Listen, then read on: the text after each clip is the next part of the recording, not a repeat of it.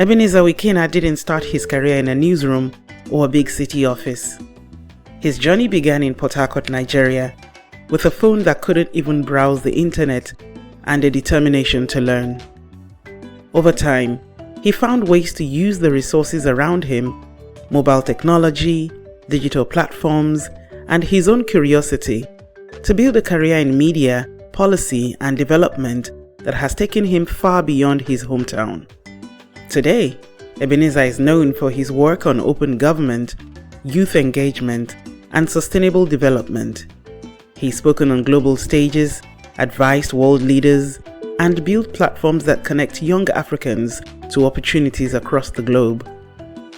In this episode, we talk about his childhood, the unexpected path that led him into media and policy, and why he believes African youth have the power to shape national and global agendas.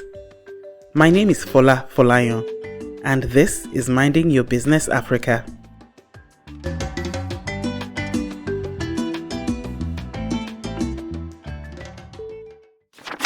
Looking for real African stories that go beyond the headlines? Welcome to Africa Talks, a network that brings you stories from across the continent, exploring social issues, uncovering underreported news, and creating space for real conversations. Africa Talks is about honest dialogue, strong journalism, and African perspectives that inform and inspire. Visit africatalks.org to listen to your favorite shows. Africa Talks. When Africa speaks, the world listens.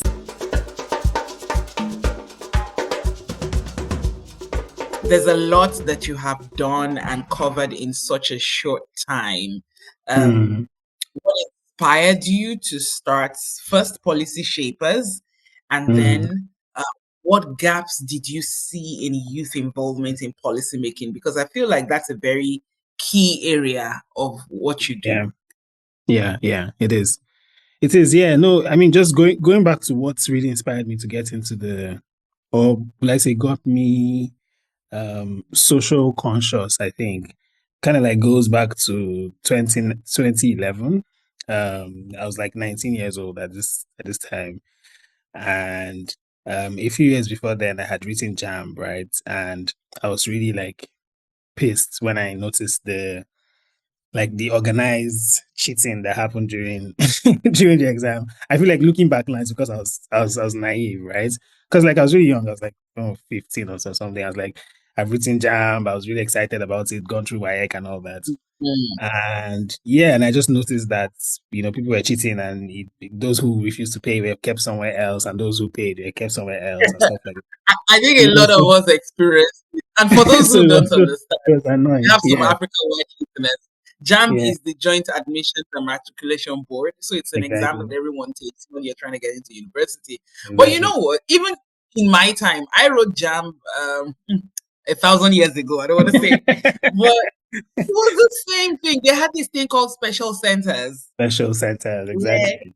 If you pay a certain amount of money, you'll be sent to a special center to write. And it's like mass cheating and malpractice that goes on there. Crazy. I remember my mom insisting that if I don't pass it with my brain, nothing is gonna happen. She's not gonna pay. And she didn't pay. Exactly. So I actually went there not knowing that there were special centers, or like special arrangements, and then just seeing that really got me, shocked. I was really shocked about it.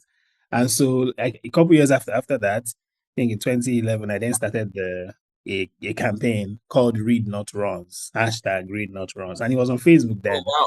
Because Facebook was like the platform then that was quite popular. You have been an activist since when you were a teenager.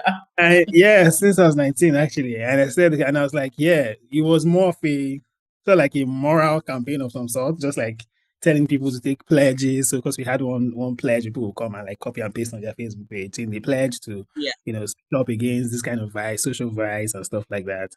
And I think the page maybe had like 400 likes or something like that, so 400 followers, and it felt like such a big deal. Then I was, really excited, that I had so many people who were like supporting the campaign, right? But I mean, fast forward to 2014 ish, I organized a TEDx event in River State here, and that again came from just seeing that all of the stories that were out there about young people from River State and from the Niger Delta region were like the negative stories. I mean, the negative things were happening, like militancy and all of those things. But in the midst of Yeah. of the darkness, there were like many positive lights. People were doing so many things, starting businesses, who were just challenging the norm, right?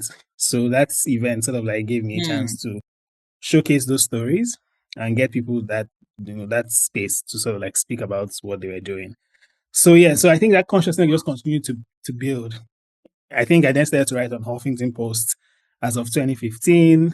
At some point, I then started sort of like an interview series called The Stroll, which was focused on talking about the UN observance days, right? And yeah, and I just started to like write to people randomly, say, like, hey, I want to interview you. I have this blog, sports blog, and I want to interview you on my Everybody blog. had a blog spot. We all had a blog spot, right? So yes, it was during that Yeah. blog spot phase.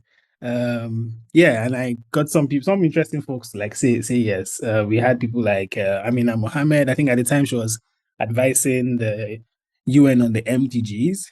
At the time they didn't have the SDGs then. We had folks from like people like Femi Oke who used to work at Al Jazeera, the Crown Prince of Norway, just several folks like Malala Yousafzai and co. I'm so, Before you she say became these and you say them, you think you say them so casually. But for a random person, you're just wondering, how is this young person who's still in university, how do they, why are they so interested?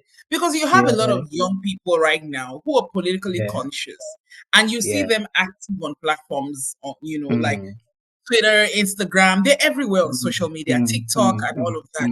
But then what you see most of the time is this disconnect between, and the online voices, like online activism, and then real world policy engagement. But what you're doing is you were engaging people who were shaping policy at that time. You were already writing for Huffington Post. I mean, people who have years of journalism in their CVs haven't even written for Huffington Post. The funny story with Huffington Post is that I was actually trying to interview Ariana Huffington, right? Like I don't know, I just thought that I should try to interview her. Like, how come she has So you wrote a cold email asking for an interview? So I wrote a cold email, exactly. I wrote a cold email to one of those her emails that are online, right? And I'm sure she found it. She's like, oh, this guy with the blog spots, writing me from Port Harcourt. She'll be like, who is this chap? She eventually clicked on the link to the blog. And she was like, oh, wow, you have this guy from CNN Freedom Project. You interviewed this person. He was like, oh, wow, this looks nice. She then writes back to say, okay, because I'm really busy now. I think that was the time she was transiting out of Huffington Post, like leadership to build something. So she was like, I'm really busy now. Wouldn't be able to like do the interview, but I find what you do really interesting. Would you like to write on Huffington Post? what do you think about that? Then later in the future, we can then find some time to do the interview. But like, what do you think about it? I'm like, oh, okay. Yeah. So that was how that actually happened. So yeah. So to be honest, I think it was just restlessness. I think when I was during that phase, I was just really quite restless about everything around me. And that curiosity to want to find out more, to find out how to make things better, to find out what other people are doing out there and how we can bring those things down to to River State, to the country. I think all of those things were the things that sort of like drove me during that season of my life, so yeah, so that's why I was talking to the people who were driving policy and all that, and and eventually trying to get into that space of leadership as well. Yeah. I think it also shows how much you believed in yourself and believed in what you were concerned about. Because what I've noticed is for you, it's not a hustle. Yeah. It is something you are passionate about, and you have, a true desire to see some change and to make change happen. Now, what I hear from, a lot of young people who are trying to get into policy spaces, or some who are even playing in the political space is, especially for African youth, or let me say Nigerian youth, they will say, "Oh, Mm, it's a mm, hustle for now." And for those mm, who don't see it as a hustle, they mm, also talk about encountering gatekeeping, bureaucracy, and mm, um, mm, even mm. limited access to these decision makers for them Yeah, to have a voice on yeah, this. But you were cold emailing and getting responses. yeah. So, what does that say about just plowing ahead? Yeah, I think it says a lot about just being dogged. And I talk about myself being naive then because I think that it was a blessing because I was just like I think now the kind of work Yeah. I've Now you're so aware. unconsciousness. I'm too aware. Most times I'm like, oh, are you sure we should email this person? I'm like, oh, I don't think it's gonna work. But like then I didn't know if it was gonna work or not. You I was just didn't like have the luxury of thinking it was not going to work. You just did it I anyway. I just had to do it. Like I'm like, I want this person, I want to interview this person. I just go ahead and interview the person. In fact, I even interviewed the person who founded TED, the original founder of TED, who Oh hadn't done wow. an interview. That's Mr. Richard Warman. I think he's like in his 80s now. It's almost 90. He hadn't done an interview at the time in 2015 for like I don't know, like 10 years or something. He's been up in the mountain somewhere. He's a very like smart guy. He had written like 80 books or something. Mm-hmm. And originally founded TED and then handed TED over to Chris Anderson, right? And then goes on sabbatical for a long time and disappears. I don't know how I got his team's email. I can't remember again because I used to always like search through web pages and I somehow found his team's email, his personal secretary's email, and I emailed her another cold email. And and then he wrote back and said he would like to call me, Okay. and he called me and he was just for the first few minutes just trying to find out who really are you, like why Who are you is interested? this guy? Yeah, like he couldn't understand. He basically interviewed me first. So they're like, know more about me. Why? So how did you find out about me? Why do you want to speak to me? Those kind of things. And we spoke for a Yeah. while. I'm like, yeah, I've always been fascinated by TED. I done a TEDx event myself, and we wanted to know like what drove the person who set up this kind of like global franchise and Mm. stuff like that. And he was like, oh my God, really, really interesting. How old are you again? after every few minutes, after every few minutes, he say, how After old are every you few again? minutes, he would ask, "How old are you again?" And we eventually spoke, right? And I mean, that's been a wonderful relationship that I've also had. So yeah, so I think just that naivety, I think, was such a good drive, because it Yeah. made me not think too much about like implications of things. I just really wanted to do things, and I just did them, And I think that Mm. that's a gift of youth that sometimes we make young people lose when Yeah. the stakes are too high, I think. Mm. I think then it was just a blogspot blog. So like it wasn't like I was doing anything, the stakes were not so high. I was like, I'm just doing something I really love. I'm having conversations. But Mm. I think when we raise the stakes too high, let's allow youth to be youth, right? Allowing people to explore things, discover them themselves, find out what they really love. And I think in the process they will do really, really amazing things. And I think that's what happened for me as well. Yeah.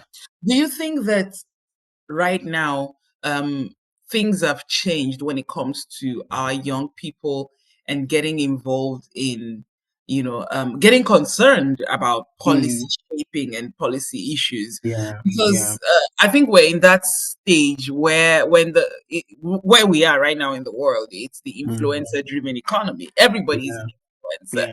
Everybody Yeah. wants to be a voice, Yeah, yeah. and then it feels like we have less and less young people concerned, Mm, at least mm, African.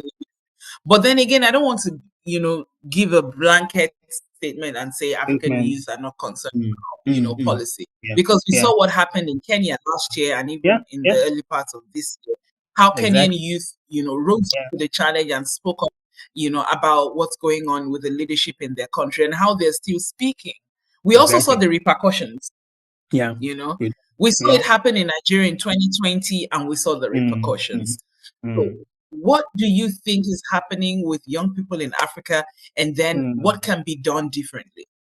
Yeah. No, it's such a huge demographic, right? I mean, Africa is the youngest continent because we have such a huge um portion of our population within the age of like what's below 20, between 25-ish. And so that's a huge population Yeah.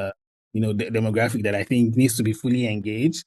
I think that one of the challenges currently had been that there's been a lot more, will I say, there's so many things that can distract youth now currently, compared to before.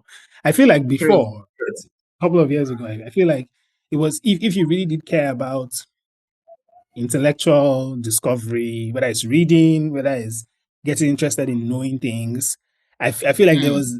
there was more.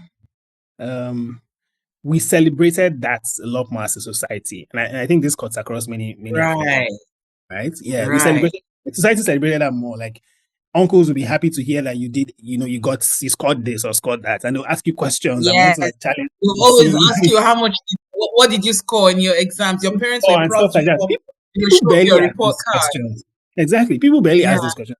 People don't really. People are just like, oh, I mean, do you have a car or do you have a this? So I feel like society has said like look for things that are like in quote symbols of success.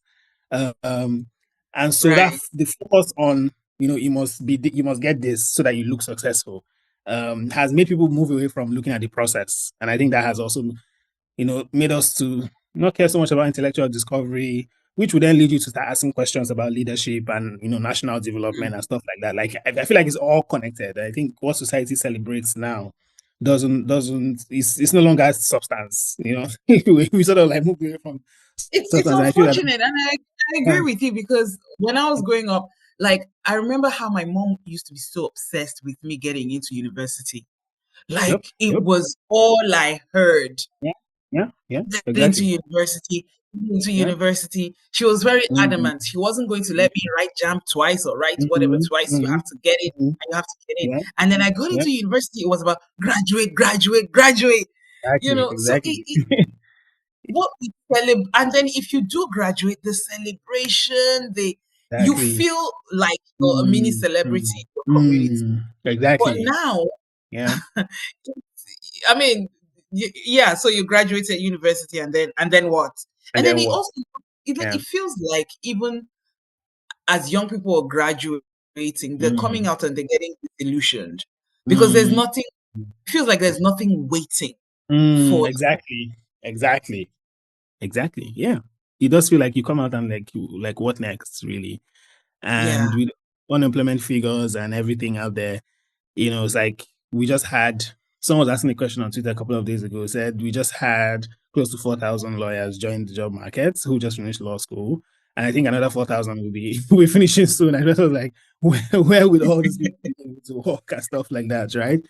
So yeah, so I think all of that has made people focus a lot on again looking for peripheral things, but also on surviving much more than thriving. I feel if we're able yeah, to move in survival mindset of just like, what would I do tomorrow? What will I eat tomorrow? Well, that's constantly just trying to keep your head above water. I feel if we're able to yeah, move from that mode to the mode where people are at least they know that. I mean, growing up, it's not like we had so much money, but we knew that there's certain basic things that were definitely taken care of, right? mm, mm. And with the middle class disappearing, it's almost like either you're very rich or you don't have money at all. Or you You know, don't have at all. yeah, yeah. It's almost like you're just high there or below. So I think that we need to be able to find a way to move beyond that particular kind of thinking. I think that's what has really held us back. I also think, like I talked about this How do we distraction move? earlier. Yeah, So how do we move? Because right now, I feel like African youth are getting restless. yeah, We can see the anger yeah, seething underneath, yeah. evidenced by what had happened in Kenya, and Mm-hmm. how do we make sure that That move voices happens. are heard, and not Yeah. just heard, but change actually happens, change that is driven by young people and what Mm. they need to thrive in society right now. Yeah, and that's why I actually like the examples that you gave earlier. Things like NSAS, the finance bill movement in Kenya, conversations that started to happen even in Uganda as well with youths speaking about leadership and stuff. I think the way we move is to then begin to ensure that the issues that concern our welfare are at the center of leadership conversations, right? Like those should be the things that should determine who becomes our leader, who should be governors, who should be local government chairpersons and stuff like that. For a very long Mm, time, the agenda for leadership in Africa has mostly been about tribe, where you're from, things like federal character, mhm, like all those kind of things. We focused a lot on Mhm. ensuring there's some bit of equity in who leads, and should spread across everywhere. Everyone should feel represented and stuff like that. And as much as there's nothing wrong with that, I think we sort of sacrificed competence as well on that altar. Because we then say it doesn't Yeah, really matter if he's from there. As far as he's my brother, it's fine. It's fine. Let him just let him just get into there. And exactly. 4 years, Tribalism entered the picture. tribalism, everything got in there, and all those ethnic issues just like got us, derailed totally. And I think we need to ensure And that we it bring that. breaks my heart to see Nigerian young people get sucked in So into this heartbreaking. whole tribalism.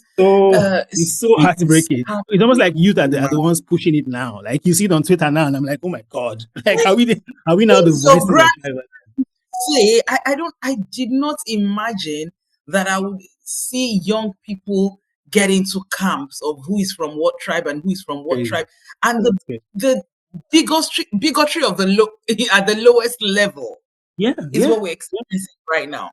yeah. It's crazy. Like you see people calling themselves names and having names for different tribes and stuff. I'm like, oh my god, like are we really? Most times I'm always Where going there we and I'm are, just like, is supposed to "Scatter be everybody." happening. Yeah, yeah, it's really really crazy. So yeah, so I feel like we got derailed really really well. I think like what the finance bill protest in Kenya did, you'd like insisted, like I think it was a strong insistence on ensuring that their voices were heard. Like they used protests, they Mm, used media, they used everything that they could find to use that to be able to compel the public leadership there to listen to them. I mean, that happened with NSAS too. We mm, insisted, and that's kind of pushed. I mean, yeah, I've started to talk about like what happened after the shootings and everything, which were really really terrible. But I think just learning from the insistence, I think just being able to insist, and especially as we know that most African countries will begin to vote in the next 2 to 3 years, that insistence on ensuring that we control the agenda of the elections, being the largest demography, I think that that's where our power lies. But if we let yeah. ourselves get into this whole tribalism conversation or everything that happens and your guy, my guy kind of thing, we will then eventually Mhm. be in the same cycle, the rat race of having the same person come again, and then you fight and fight and fight, and then before the 4 years is over, and before 10 years of your life is gone. Before you're no longer And a youth. you know? exactly, and the great thing, you get Yeah, sucked into this tribalism battle. yeah, At the end yeah. of the day, the same people that you should be replacing, they never go. They are still there. Exactly. They're still It's the ones they're making policy. recycled. Exactly, they're recycled. They And keep coming all back you again. ever get is Mm, crumbs. mm. That's it. Crumbs. Crumbs. That's it.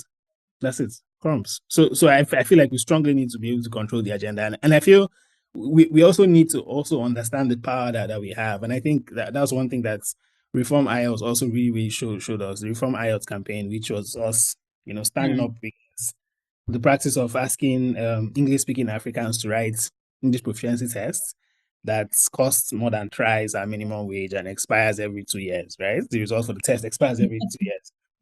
So I mean, we first of all, it happened with me in 2020. Before this time, I'd always like avoided it. If I see like a scholarship application or something that says IELTS, I just like tune off. I'm like, nope, I'm never gonna apply for that. And I go find something else. I'd always avoided it. I think it was when I applied for a business program at an American university, and they didn't have it as one of their things on their list. So I'd applied and I paid admissions fees and everything, and I wanted to do a business program Mhm. in 2020. And I'd sent all the documents, my school and everything. I even did the program at Harvard, a year before. I sent that as well as part of my previous education. So they wrote back to Yeah. me to say, we've seen all of these things you've done, but we don't think you can speak English. So we so we Wow. want you so Okay, we no, need you so to write that's an insane. yeah. Yeah, we need you to write Okay, an English. so you did a program at Harvard before, Yeah, yeah, yeah, and then they wrote back to say, yes, we saw all of that, but yeah. We're no, like, we don't think you can speak English. yep. We're like, yeah, we saw your tertiary education in Nigeria. We saw this, we saw that. We saw all these things you've done, but we still think you need to write an English proficiency test. For us to process your admission. And I was like, what? I was like, why was it not on the list of things? Because I just avoided you, to be honest. Exactly. I saw it. I was like, why was it not on the list of things? And I'm like, this doesn't make any sense. And I think it was in January. This was just before COVID. So it was in January 2020. I was like, no, this doesn't make any sense. So I took it to Twitter, at the time. And I'm like, Yes, what do you guys think about this? I had screenshots of the email and everything, and my response to them saying, like, this doesn't make any sense. We've been having this conversation in English via email. You've seen the programs I've exactly. done. throughout my education in Nigeria, whether it's secondary, tertiary, now even in your own country, at school there, and I didn't have to write this test. So why should I write the test? Just that's social pressure. And I think the number of people who just replied, I think at some point we had like 700 replies or something, people just talking about how they lost out opportunities and everything. That social pressure then made that university to then write back to us on Twitter and say, "Oh, we've heard you guys. Okay, so we've changed our policy because of this. If you apply from Nigeria, Social Kenya, pressure Ghana, works. it worked, and this was a foreign institution, it wasn't just a local institution. So that then made me think and say, oh, hold on. There are many other universities like Nextport, this university, who had, in their policy. So why aren't others doing the same? If Nextport could change their policy because we just asked online, why aren't others doing the Change same? its policy. Yeah. Yep. And so that's why we said, okay, let us do something about this. And that's how we launched the Reform IELTS campaign. We had the petition on change.org. We started to write to the UK Home Office about it. And again, just that pressure and social pressure. At first, the Home Office didn't want to respond to us because, again, I'm sure they're like, you are not your Ministry of Foreign Affairs. You're not, and you don't have any, like, in quotes, national jurisdiction. Any leverage, to be able to engage us. And so, pressure again, started to tag them everywhere, ask them questions. We had people going to their comment section and saying, we sent you a letter, you haven't replied. Why haven't you replied? And then the media caught on at some point. We got on a couple of news platforms where they were like, oh, this petition is trending. You have 25,000 people who have signed it and all that. Some people then started to reach out to the British High Commissioner here in Nigeria to say, oh, young people are asking for this. What's happening about this? So all that pressure, just the voices of speaking constantly about something, now made the Home Office to write back to us. And I always say this, and it's very funny. The Home Office wrote back to us. And I think they wrote in such a hurry that they had typos in their email. This was from the actual UK government, and we have a the gatekeepers of the English language. The owners of the English language. The actual gatekeepers had typos in their response. And so that then opened the conversation around these changes. And we've seen now 37 universities around the world who have officially announced that they've changed their policy about this. And the only reason why Nigeria hasn't officially been added to the UK's waiver list for IELTS tests is because the UK government asked for us to submit a census data proving that 51% of our population speaks English. I'm sure they know that we speak English. Of course, they know. But they also know that we haven't done a census since 2006. We haven't had an official census, and they know that we probably wouldn't do one for a while because of the politics. So they found a loophole. So they found that as a loophole to say, you guys, if you don't submit this, then we cannot add you to this waiver list. So that's the only reason why we still write IELTS currently. But I'm just saying that experience showed me that, sometimes you feel alone when you speak about something, right? But when you connect with other people and they feel what you feel and begin to speak alongside you, it goes from one voice to 80,000 voices, and at that point it's hard to ignore. I mean, you can ignore one person, but you can't ignore 80,000 people, right? Because then not at all. It's a huge loud choir singing the same song. So at that point, it became really powerful. What this has actually taught me, really, from following that story and then listening to you, is that actual policy shifts usually, I mean, of course, it requires political will, which is harder to secure. But then again, pressure from people working together, speaking in one voice, can make a change happen, especially when the will is the same, when the goal is the same. And that's, this excuse of, hey, we're not seen, we're not heard, they're just that, excuses. I know that, young people face very unique challenges across the continent. But if you and thousands, hundreds of thousands of voices using digital platforms can cause a major policy shift in a global educational institution, then I feel like anything is possible. Exactly. I feel like Exactly. What we just need right now is for the people in political power to back it up. Because, for instance, if we had done a census when we should have done one, Yeah. we would be Exactly. on the waiting list right now. We would have still Because been, what yeah, you've we'll be on the done, waiver list right now. Yeah. because what you've done is literally 70% of the work. Yeah. Exactly. You've done 70% of the work. You just needed Mm, that extra boost to make things mm, happen. Yeah. Yeah. That's it. So I'm going to ask, I have one question for you about, policy influence and the reality on the ground. Sure. Nigerian young people always complain about ageism being a major issue. Young people Mm, dismissed as inexperienced. mm, There's a lot of civic, mm. illiteracy. Young people don't understand how policy processes work. Is it really true, though, from your experience, from your perspective, and from what you have been able to do? Do you think these things are really true? And if they are, how have you been able to jump through those hoops? Yeah. I think they're myths, to be honest. I think there's some truth in the fact that currently the system doesn't accommodate young people. And I say accommodate because like accommodation would mean even when the young person doesn't fully understand all of the tricks of the trade, Mm, understands how bureaucracy happens, you still accommodate them because you understand that this person is still actually learning. Right? So even though yeah. we understand that there's that discrimination against youth when it comes to political leadership, public leadership, I still think that the myth is that young people still don't know. There's a huge interest to actually know, and I think we Mm, were overwhelmed at my organization, Policy Shapers, when we launched. So there's this series of policy literacy classes that we started to do. We call it the Policy Saturday. So just the way people do like Saturday classes, like jam classes or something, we started to do like policy classes on during the weekends, and we'll get experts right. like the NESG or where for any of these organizations to come speak to Mm, people on like what's a policy brief, how do you write a policy brief, how should you look at when you look at the budget document, what should you look out for, how what are the mhm, columns and stuff like that. So just basic stuff, right? But we've been in existence for 5 years now as an organization.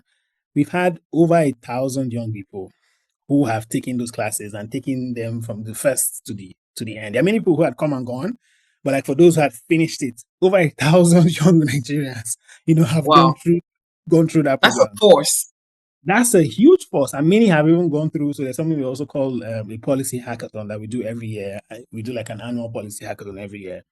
This year we did it at Babcock University, and we got 11 Mm, universities from across the country to participate. I had the final, the fiscal final at Babcock University. So we've started to see that there's a huge interest when it comes to like the young people in Nigeria want to know about policy. They really want to know. Like they actually want to be engaged. They want to be part of it. And I always say that when people talk about apathy, they should look at the increase in the people who registered to vote in 2023. There was mm, a huge spike, in number of people within the age of 18 and 25 who registered to vote. It was a really huge spike, much more than yeah. we've ever seen in the other previous elections, right? Of course, there were things Mm, like violence and stuff and the threats of violence and all that made people scared to come out to actually vote. So I think one of the things we have to do is to ensure that people move from just registering to being, so actual voting and yeah, voting safe. actual voting and actually voting informed from an informed lens, not just like going to vote because XYZ is voting for that particular person. So I Yeah. think that there's a huge interest. I think we need to like capitalize on that interest. And so that's what we're thinking within the organization. And the other partner organizations, because I think we can't even do it alone. There are many other partner organizations that are coming up, and we're like, how do we even work together to be able to find ways to make this knowledge democratized so that there's more civic Mm, engagement, there's more civic knowledge, and people are asking not just at the national level, but also at the state level. Because I think that's where many of these injustices happen. And I know you mentioned earlier that you noticed that I started to talk about River State a lot because there's so much happening underground at the state level, state and local government level, mm. especially now that local governments now have financial autonomy. They're getting billions of naira every month. It's like they're getting a lot of money and it just goes quietly. And the next month, another billion, another set of And billions no of one is naira goes following into up, their asking accounts. questions, Nobody's asking for asking accountability. questions. Everyone is saying, "Oh, President Tinubu and Peter Obi and whatever they're fighting up there at national level." And these guys are just quietly taking all of the money that comes into it and sharing to the family members and stuff. So there's a huge gap for accountability. And I think that's what we notice in our work. It's a huge gap for accountability at the sub-national level that goes really quietly. And I think that those are the people that are closest to the people, right? Local government and states. Yeah. How do we ensure that we can get more accountability in those spaces, especially from the people who are affected by the policies that these guys actually make at the House of Assemblies and the state and local government offices. So yeah, so that's something we've seen, and that's what we're currently doing to engage that. So for River State, we had launched the Rivers 2050 vision, and it will surprise you to know that for River State that has received billions and billions of dollars over the past, up to 50 years of oil production, the state hasn't had a plan. Like the last time the state had a plan was about 50 years ago in 1975. And since then, whatever happens with the money that comes to the states is basically whatever the governor feels. Whoever is governor just feels, I want to build something here, and he just builds it. I want to build something there, he just builds it. And then the next guy comes and says, demolish that thing that he built, and he demolishes it. Demolish it. And so like you just have that kind of haphazard way to do leadership, and it's happening across several states across the country. So we're like, okay, so how do we now use young people who would suffer the ripple effects or enjoy the ripple effects of whatever happens in the policy space, right? How do you ensure that they're the ones who are holding leaders accountable, and how are they also visioning the future so that they can use at least their imagination to challenge the leaders to say like, yo, if a right now young person can think and say, in 10 years time, what will our schools look like if the people like Goldman Sachs and co are saying that in the next 15 years AI will disrupt half of all the jobs globally, right? What are we teaching people such that my son, for example, who was born last year, who should be working from like 2038 or 2039, when he starts working, he'll be working in a world that's completely different from the world that I worked in. Completely different from the world that we're living in right now. Exactly. So if you're teaching him the things that we learned, like the biology and draw this and draw human hearts and draw those kind of things, he won't be able to compete with with AI. So how do we learn to see those things in 3D and use the AI tools, stand it round and round and see all the attributes and stuff? He cannot be drawing with a pencil. Exactly. So how do you challenge the systems that are there now to even become more future looking and forward looking and have more foresight? So we're starting that from a state level. So okay, how do we do that for River State? If we're successful, we're beginning to see some young people inspired by what we're doing. They've started one in Benue, they're doing in Imo State as well, and we're supporting them. So I think at the sub-national level, I actually found that that's a huge gap that actually needs to be fixed. And so just ensuring that there's more accountability within that space is something that we hope to devote some time to over the next couple of years. There's been a lot of talk about last year. Okay, let me put my thoughts together. There's been a lot of talk about young people, especially Nigerian young people, getting into political spaces, not just working on the sidelines, as a pressure group or speaking out or asking for accountability, but joining political parties, getting involved, from the grounds up. And I remember, leading up to 2023 election, there was a lot of call about this, that, hey, Nigerians get involved, young people get involved, don't just stand around and talk, join parties, do know your ward chairman, all those kind of things. Did it work? Did you see a change? And if it didn't happen, why do you think it didn't happen? I think it happened, but the pace at which it should happen is quite slow at the moment, right? And I think some of that also like depends on the political parties too. I mean, there's currently a move in the National Assembly, and there's so many women pressure groups pushing for designating quotas for women within Parliament, so that there are certain seats that are only women only seats, basically, right? And that they're trying to figure out how that's basically going to work. I have a problem with that, but that's many people have a problem with that. Yeah, some people are like, that doesn't that like push people who are the male who are competent away from it and stuff like that.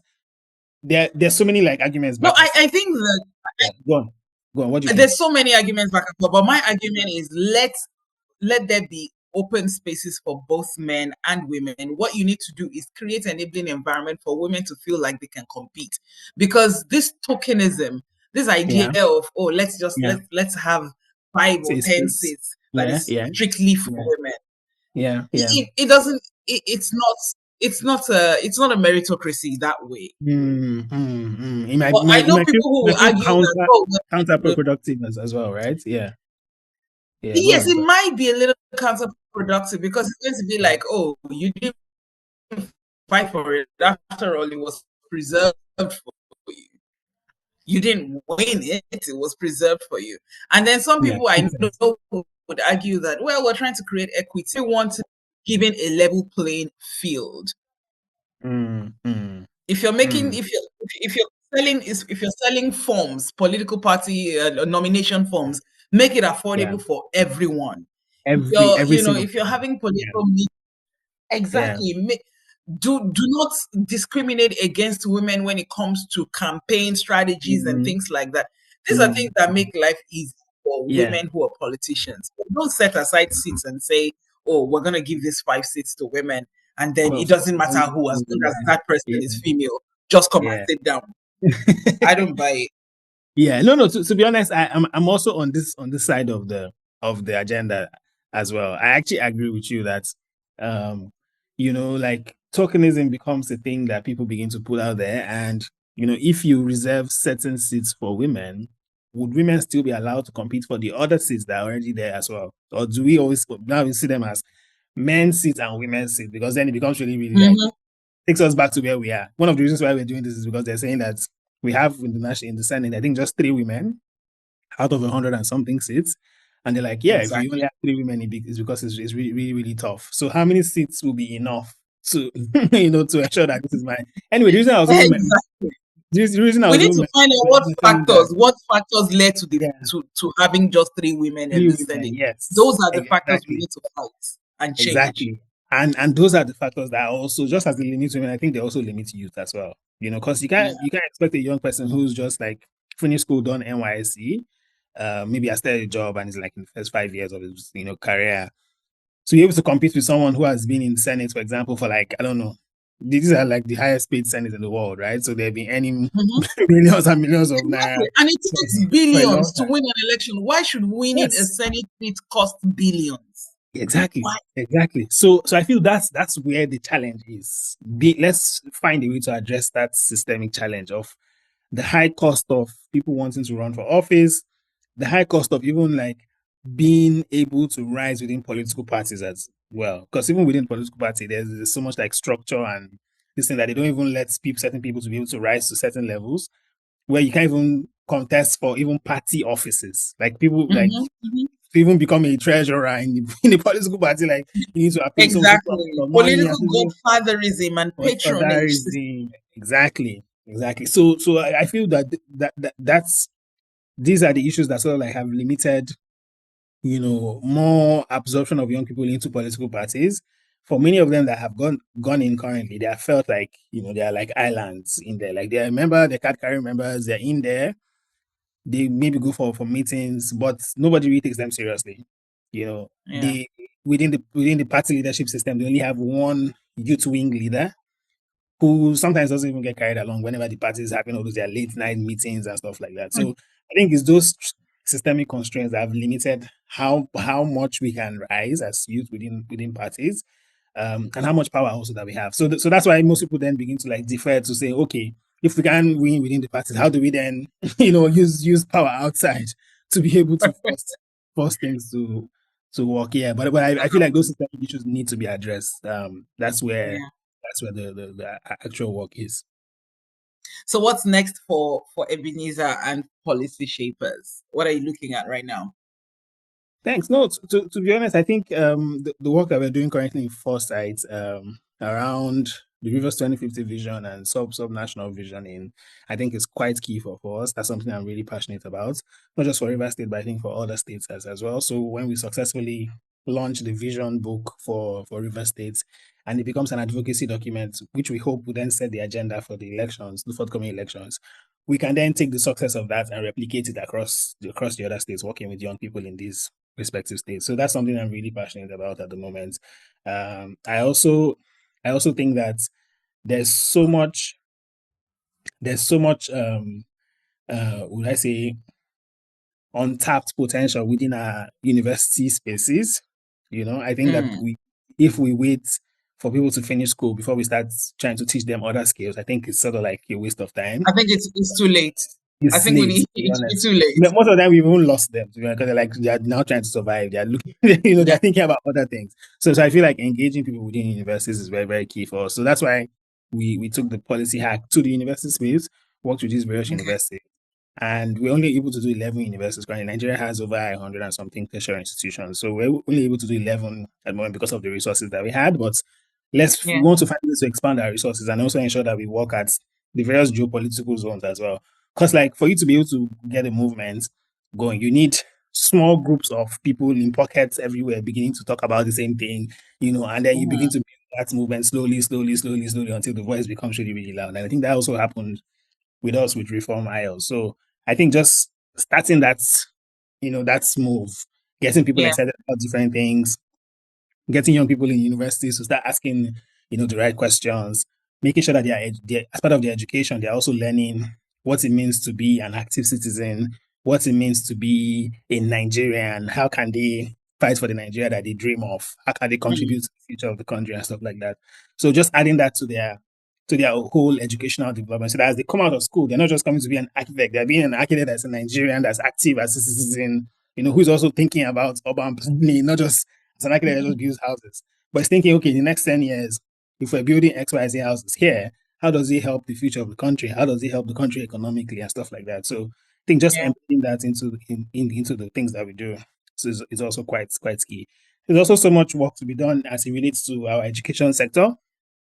The results from my EC had just come out recently, and of course we saw like poor grades, performance. We saw the issues around JAMB with the like the scores and then rescoring and all this kind of thing. I feel like that just speaks to us about those key issues that we have to address within education, and human capital development is very key. Any country that has been able to do anything serious has always first tackled human capital development. Singapore doesn't have oil, but we can barely touch them, to be honest, right now. Like they've gone as one of the countries that is really, really like economically good as GDP or whatever you want to use to check them out. They've been able to, because they invested in their human capital. Even when the companies that were coming to set up in came, they first ensured that the companies trained their own people to be able to contribute, to the growth of the economy and stuff. So I think we need to really figure out human capital. We need to prioritize human capital development. Really. And I think that's something as well that I'll be really working deeply on over the next couple of months, years to come. Because I think if we can really fix how we train people and the way people think in the country, if we have, for example, 100 Folas, 100 Ebenezers, for example, in different states, I feel like you have a better ripple effect, much more than having one person here, one person there, and people just struggling really, really hard to be able to make a change, So I think just finding ways to multiply the kind of thinking and the kind of work that we do is quite central in my heart at the moment. Yeah. Thank you so much. I have one personal question. Are you running for office at any time? Do you think it's something you plan to do? To be honest, if you asked me this question a couple of years ago, I said, no, I'm not running for office. Nigeria policy is dirty, blah, blah, blah. But now, to be honest, if the opportunity does present itself, I'm never going to say no. Okay. It's definitely something that I'm going to consider. As far as I see that it's an opportunity that gives me a chance to contribute, to something positive, whether it's in my state or anywhere. At the moment now, I'll definitely take it. But for what we're doing with River Community and Co, we're making sure, we're trying to make sure it's non-partisan. We're bringing all the political parties, together, the various people, key stakeholders and everything together, and speaking to them as part of the town hall series. But politically, if a chance does open up, I'm definitely not going to say no at the moment. I actually think that we need more Folas and more Ebenezers and more, inside those kind of spaces, to be honest. I think that's how real change happens. Yeah. All right, that's how real change happens. Thank you so much, Even. It's been fun and you. very enlightening talking and listening to you. Yeah, thank you so much for having me. You've been listening to the Minding Your Business Africa podcast. Don't forget to subscribe, share, and rate us on your streaming platforms. Minding Your Business Africa is produced by Africa Talks Network. Our executive producers are Fola Folayon and Nelly Kalu. Royalty-free music provided by Melody Loops. Mixing and mastering by Fola Folayon.